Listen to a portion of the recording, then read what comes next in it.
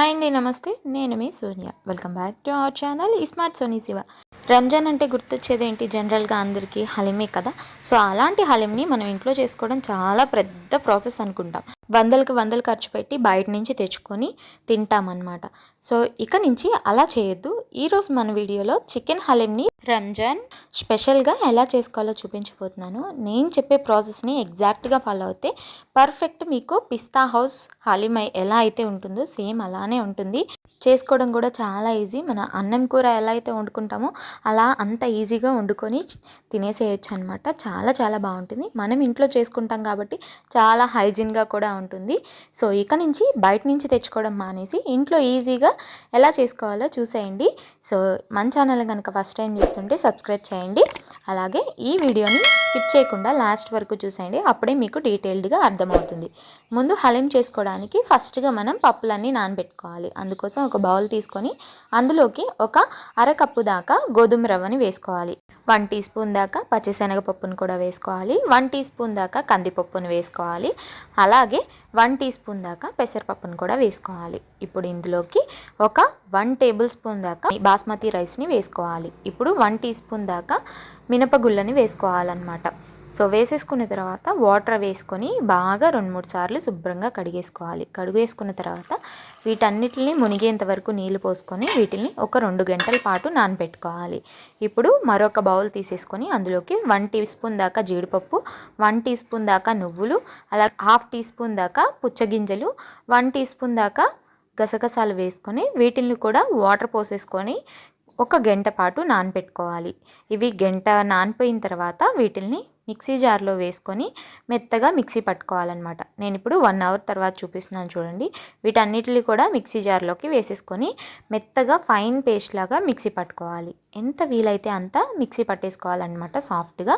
ఇప్పుడు ఈ మిక్సీ జార్ని పక్కన పెట్టేసుకొని ఇప్పుడు ఫ్రైడ్ ఆనియన్స్ అనమాట. వీటిని ఫ్రెష్గా ఇంట్లో తయారు చేసుకుంటే హలీంలో టేస్ట్ బాగుంటుంది. ఇవి నేను డీప్ ఫ్రై చేయలేదండి, షాలో ఫ్రై చేశాను. మీకు రెసిపీ కావాలంటే చెప్పండి, నేను షేర్ చేస్తాను. ఇలా రెడీ చేసుకున్న ఫ్రైడ్ ఆనియన్స్ కూడా పక్కన పెట్టుకోవాలి. ఇప్పుడు ప్రాసెస్ చూసేద్దాం పదండి. హలీం కోసం ఇప్పుడు స్టవ్ మీద కుక్కర్ గిన్నె పెట్టుకొని అందులోకి 2 టేబుల్ స్పూన్ల దాకా ఆయిల్ వేసుకోవాలి. ఇప్పుడు ఇందులోకి 2 పచ్చిమిర్చిని ఇలా స్లైసెస్గా కట్ చేసుకొని వేసుకోవాలి. ఇప్పుడు ఇందులోకి ఫ్రెష్గా దంచుకున్న అల్లం వెల్లుల్లి పేస్ట్ 1 టీ స్పూన్ దాకా వేసుకోవాలి. ఫ్రెష్గా దంచుకుంటే ఫ్లేవర్ చాలా బాగుంటుంది. సో ఫ్రెష్గానే దంచుకోండి. సో ఇప్పుడు వీటిని కొంచెం ఫ్రై చేసుకోవాలి. అల్లం వెల్లుల్లి నుంచి పచ్చివాసన పోయేంత వరకు ఫ్రై చేసుకున్న తర్వాత ఒక 1/2 కేజీ దాకా చికెన్ని వేసుకోవాలి. బాగా శుభ్రంగా వాష్ చేసేసుకొని ఆ చికెన్ని ఇందులో వేసేసుకోవాలి. చికెన్ కూడా వేసుకున్న తర్వాత ఒకసారి బాగా కలిపేసుకున్న తర్వాత ఇప్పుడు ఇందులోకి 1/2 టీ స్పూన్ దాకా పసుపు, రుచికి సరిపడా ఉప్పు వేసుకోవాలి. నేనైతే 1 టీ స్పూన్ దాకా ఉప్పు వేసాను. ఇందులోకి ఒక 1/2 టీ స్పూన్ దాకా ధనియాల పొడి, ఒక 1/2 టీ స్పూన్ జీలకర్ర పొడి, 1 టేబుల్ స్పూన్ దాకా కారం వేసుకోవాలి. మీరు మీ స్పైసీనెస్కి తగ్గట్టు కారాన్ని ఉప్పుని అడ్జస్ట్ చేసుకోండి. సో ఇలా అన్నీ కూడా వేసుకున్న తర్వాత ఈ చికెన్కి ఉప్పు కారాలన్నీ పట్టే విధంగా కలిపేసుకొని కొంచెం ఫ్రై చేసుకోవాలి. ఇప్పుడు ఇందులోకి సన్నగా కట్ చేసుకున్న పుదీనాని ఒక 1/2 కప్పు దాకా వేసుకోవాలి. ఒక 1/2 కప్పు దాకా కొత్తిమీరని కూడా సన్నగా కట్ చేసుకొని వేసుకొని ఒక 1/2 కప్పు దాకా ఫ్రెష్ పెరుగును వేసుకోవాలి. పుల్లటి పెరుగు కాదండి, ఫ్రెష్గా కమ్మగా ఉండే పెరుగును వేసుకొని వీటన్నిటిని కూడా బాగా చికెన్లో కలిసే విధంగా కలిపేసుకున్న తర్వాత ఇప్పుడు ఇందులోకి 1 టీ స్పూన్ దాకా చికెన్ మసాలా వేసుకోవాలి. అలాగే ఒక గుప్పుడు మనం ఫ్రై చేసుకున్నాం కదా ఫ్రైడ్ ఆనియన్స్, అవి కూడా వేసేసుకొని ఈ చికెన్లో ఈ ఫ్రైడ్ ఆనియన్స్ అలాగే చికెన్ మసాలా కలిసే విధంగా బాగా కలిపేసుకోవాలి. ఇలా అంతా బాగా కలిపేసుకున్న తర్వాత ఇప్పుడు ఇందులోకి ముందుగా మనం నానబెట్టుకున్నాం కదా గోధుమ రవ్వ, బియ్యం, పప్పులు అన్నీ నానబెట్టుకున్నాం కదా వాటర్తో సహా వీటన్నిటిని కూడా ఈ చికెన్లో వేసేసుకోవాలి. ఇలా వేసేసుకున్న తర్వాత పప్పులు, బియ్యం అన్నీ కూడా ఇప్పుడు మనం ముందుగా ఫ్రై చేసుకున్న కాజు, నువ్వులు పేస్ట్ ఉంది కదా దాన్ని కూడా చక్కగా ఇలా వేసేసుకోవాలి. నేను వీడియో క్లిప్లో చూపిస్తున్న విధంగా ఇలా అంతా కూడా వేసేసుకున్న తర్వాత ఈ చికెన్లో ఈ నువ్వుల పేస్టు, జీడిపప్పు పేస్టు అలాగే పప్పులు అన్నీ కూడా కలిసే విధంగా ఒకసారి చక్కగా ఇలా కలిపేసుకోవాలి. ఇలా అన్నిటినీ కూడా చక్కగా కలిపేసుకున్న తర్వాత ఇప్పుడు ఇందులోకి ఒక 2 గ్లాసెస్ దాకా వాటర్ని వేసుకోవాలి. వేసేసుకున్న తర్వాత మళ్ళీ ఒకసారి కలుపుకొని కుక్కర్ మూత పెట్టేసుకొని విజిల్ పెట్టుకొని ఒక 6 నుంచి 8 విజిల్స్ కానీ లేదా 10 విజిల్స్ కానీ రానివ్వాలి. మనకి చికెన్ అనేది చాలా మెత్తగా ఉడికిపోవాలన్నమాట.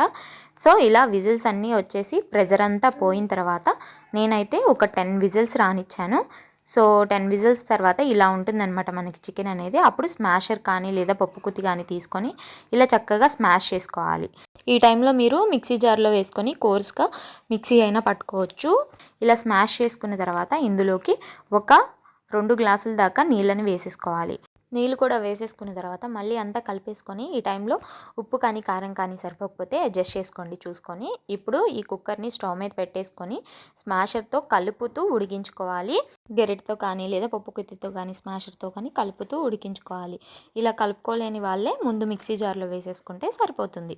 చక్కగా ఇలా నేను వీడియో క్లిప్లో చూపిస్తున్న విధంగా ఇలా క్రీమీ టెక్స్చర్ వచ్చేంత వరకు బాగా కలుపుతూ సిమ్లో పెట్టుకొని ఉడికించుకోవాలి. నాకు ఇలా క్రీమీ టెక్స్చర్ రావడానికి కనీసం 50 నిమిషాల పాటు పట్టిందండి. ఇప్పుడు ఇందులోకి ఒక పావు కప్పు దాకా పాలని వేసుకోవాలి. కాచి చల్లార్చిన పాలని వేసుకోవాలి.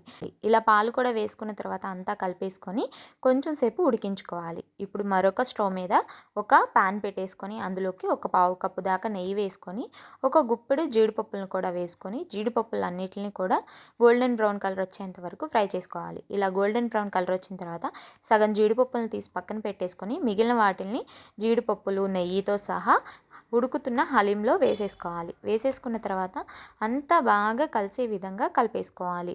నేను వీడియో క్లిప్లో చూపించిన విధంగా చక్కగా నెయ్యి హలీము అంతా కలిసే విధంగా ఇలా కలిపేసుకున్న తర్వాత ఇప్పుడు ఇందులోకి ఒక 3 టేబుల్ స్పూన్ల దాకా ఫ్రైడ్ ఆనియన్స్ని వేసుకోవాలి. ఇందులోకి ఒక 1 టీ స్పూన్ దాకా కస్తూరి మేతిని కొంచెం క్రష్ చేసుకొని వేసుకుంటే ఆ ఫ్లేవర్ అనేది చికెన్ హలీంకి పడుతుంది. సో ఇలా వీటిని వేసేసుకున్న తర్వాత చక్కగా ఇవన్నీ హలీంలో కలిసే విధంగా కలిపేసుకోవాలి. సిమ్లోనే ఉండాలండి. మన స్టవ్ అనేది హైలో మాత్రం అసలు పెట్టుకోవద్దు, అడుగంటేస్తుంది. సో ఇప్పుడు లాస్ట్లో ఫైనల్గా కొత్తిమీర వేసుకొని ఒకసారి కలిపేసుకొని స్టవ్ ఆఫ్ చేసుకొని సర్వ్ చేసుకోవడమే. ఇలా వేడివేడిగా హలీంని చక్కగా సర్వ్ చేసేసుకొని పైనుంచి కొంచెం గార్నిషింగ్ కోసం మనం ఫ్రై చేసుకున్న ఫ్రైడ్ ఆనియన్స్, అలాగే సన్నగా కట్ చేసుకున్న కొత్తిమీర, 1 టీ స్పూన్ దాకా నెయ్యి, అలాగే మనం ముందు ఫ్రై చేసుకొని పక్కన పెట్టుకున్నాం కదా జీడిపప్పుల్ని, అలాగే ఇలా పక్కన నిమ్మకాయలు పెట్టుకొని సర్వ్ చేసుకుంటే చాలా చాలా బాగుంటుంది. ఇలా ఒకసారి చేసుకొని తింటే బయట కొనుక్కొచ్చుకునే హలీం ఏ పక్కకి రాదనమాట. అసలు బయట హలీంని మర్చిపోతారు. సో ఎప్పుడు ఇంట్లోనే ట్రై చేస్తారు. ఒకసారి తప్పకుండా ఇలా ట్రై చేయండి. చాలా చాలా బాగుంటుంది. చూస్తున్నారు కదా టెక్స్చర్ అయినా అసలు మనకి సేమ్ బయట కొన్నట్టే వచ్చింది కదా. ఇన్కేస్ బయట కన్నా కూడా టేస్ట్లో ఏమాత్రం తగ్గదు, అంతకన్నా ఎక్కువగానే ఉంటుంది. చూస్తుంటే తినాలనిపిస్తుంది కదా మీకు కూడా. సో తప్పకుండా ట్రై చేసి మీ ఫీడ్బ్యాక్ని నాతో షేర్ చేసుకోవడం అస్సలు మర్చిపోద్దు. ఇంకా ఇలాంటి ఎన్నో ఈజీ అండ్ హెల్తీ రెసిపీస్ కోసం ఇస్మార్ట్ సోనీ శివ ఛానల్ని సబ్స్క్రైబ్ కూడా చేయండి. ఈ వీడియో నచ్చిందనే అనుకుంటున్నాను. నచ్చితే కనుక ఒక లైక్ చేయండి. మీ ఫ్రెండ్స్ అండ్ ఫ్యామిలీ రిలేటివ్స్కి షేర్ చేయండి. ఈ వీడియో అయితే ఇంతే. మరొక మంచి వీడియోతో మళ్ళీ మీ ముందుకు వచ్చేస్తాను. అంతవరకు సెలవు. Bye all.